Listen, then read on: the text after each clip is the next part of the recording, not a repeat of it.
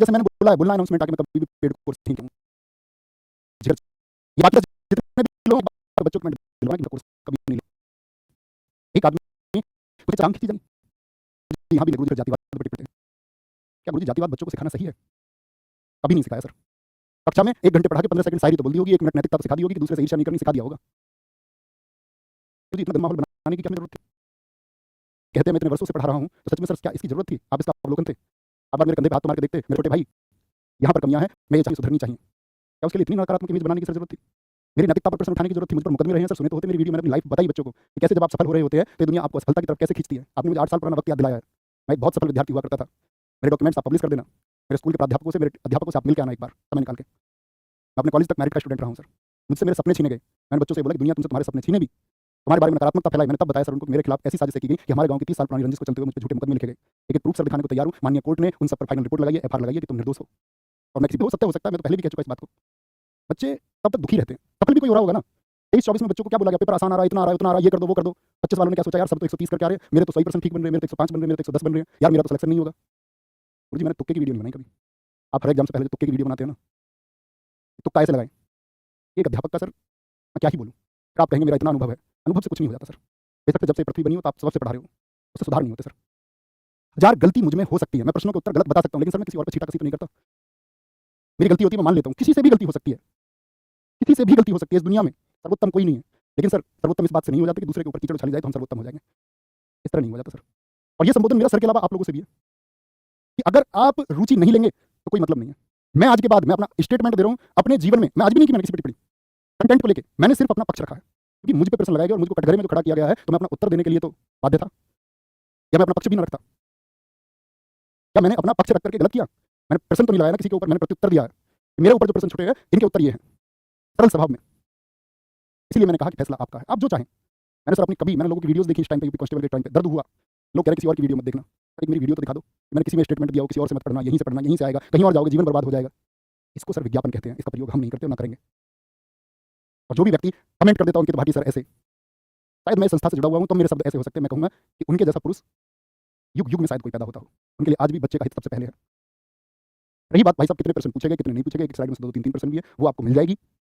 GS के बारे में, क्योंकि मैथ से किसी को कोई दिक्कत तब था जैसे भी था, मैथ एक जैसा होता है। रीजनिंग से आपको कोई दिक्कत मुझे तो नहीं लगता। हिंदी में मेरे कंटेंट पर सवाल थे, मैंने उसका उत्तर दे दिया। जीएस में मेरे कंटेंट पर जो सवाल थे उनका उत्तर देता हूँ कि भैया पहली बात तो मैं आपकी परीक्षा नहीं बनाता, कोई ऐसा टॉपिक नहीं जो नहीं कवर किया हो। एक बार मेरे स्टूडेंट्स का रिजल्ट तो आने दो, तब देखना ना कितना स्कोर बना के आए। 18-20 एक एवरेज स्कोर रहा है, अच्छे बच्चे से प्लस चले गए हैं। किसी ने 2-4 प्रश्न पढ़ा लिया, मैं खुद कहता हूँ मुझसे बहुत बेहतरीन है।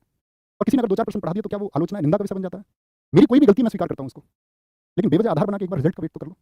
रिजल्ट तो आने दो, रिजल्ट अपने आप बोलेगा।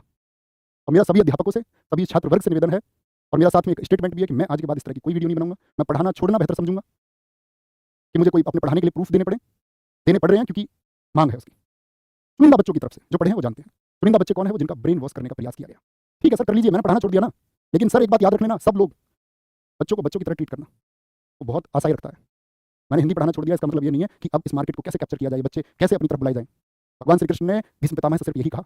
उन्होंने पूछा भगवान मेरी क्या गलती थी, मैंने तो हमेशा धर्म का पालन किया। उन्होंने कहा नहीं, तुम्हारी गलती यह है कि तुमने अपनी प्रतिज्ञा नहीं तोड़ी। तो सर अगर प्रतिज्ञा तोड़नी भी पड़ेगी ना तो वापस आऊंगा।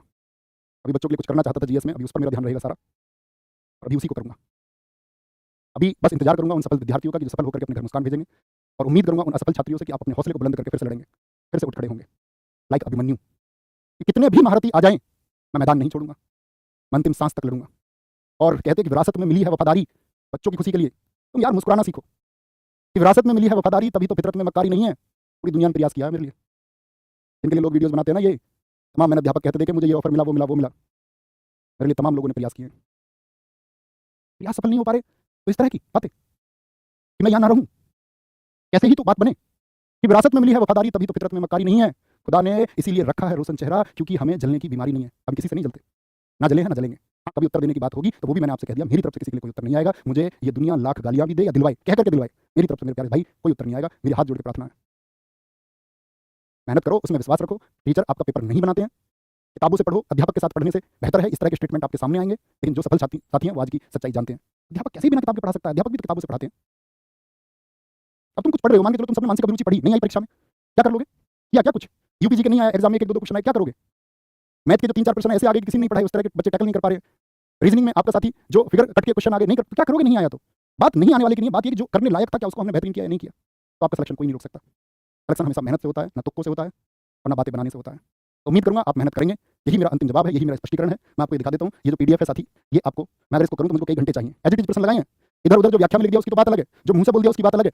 एज इट इज ये यहाँ पीडीएफ लगी हुई है, मैं इसको चलाऊंगा भी ना तो मुझको शायद इसके लिए जितनी देर में भी बोला हूँ उतनी ज़्यादा चाहिए। और सुनिए, हिंदी में सिर्फ अपने लगाए, ममतेज सर ने मुझसे भी ज़्यादा मेहनत की है, मुझसे भी ज़्यादा सेट करवाए। गुरुजी कह रहे इतने सेट क्यों करवा देते हो यार, कोई खेलने जा रहा है तो अभ्यास ना करे। आप कह रहे हैं कि सीधे जाकर खेल लो, जितना ज़्यादा अभ्यास हो जाए उतना बेहतर है। रीजनिंग में संदीप सर के फोटो दिखाई जाए उतनी ही मेहनत, उतनी ही राहुल शर्मा सर की मेहनत। राहुल शर्मा सर की बेशक वो बाद में जुड़े, संदीप सर ने आपके लिए जितना दम वो लगा सकते थे उतना दम लगाया।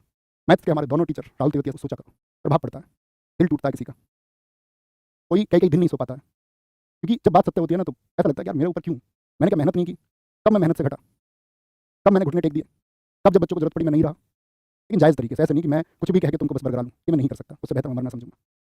तो ये आरडब्ल्यू टीम पूरी की तरफ से मेरा आपको मैसेज है। जो लोग पढ़ते हैं वो जानते हैं, जो लोग आगे पढ़ेंगे वो जानेंगे। विजयी भव, आप सफल हों, सकारात्मक तरीके से तैयारी करें तो अपने जीवन में आप आगे जाएं। ख्याल रखिए, नमस्ते, जय हिंद, जय भारत।